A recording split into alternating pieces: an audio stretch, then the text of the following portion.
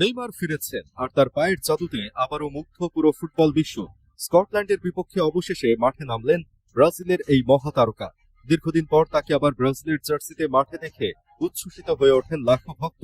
শুধু মাঠে নামাই নয়, বল পায়ে পেয়েই তিনি দেখাতে শুরু করেন সেই চেনা জাদু।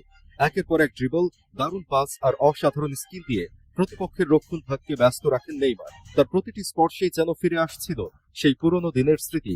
অনেকেই অপেক্ষা করছিলেন নেইমার কি আগের মতোই আছেন, আর মাঠের পারফরমেন্স দিয়েই তিনি উত্তর দিলেন, হ্যাঁ, নেইমার এখনো শেষ হয়ে যান।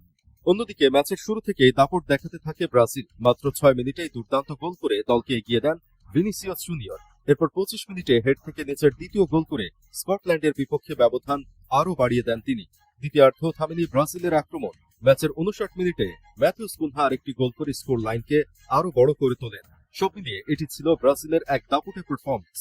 নেইমারের প্রত্যাবর্তন, ভিনিসিয়াসের দুর্দান্ত গোল এবং পুরো দলের আক্রমণাত্মক ফুটবল যেন বিশ্ববাসীকে নতুন করে বার্তা দিল ব্রাজিল ফিরে এসেছে, আর তারা আবারও বিশ্বকাপের অন্যতম বড় দাবিদার।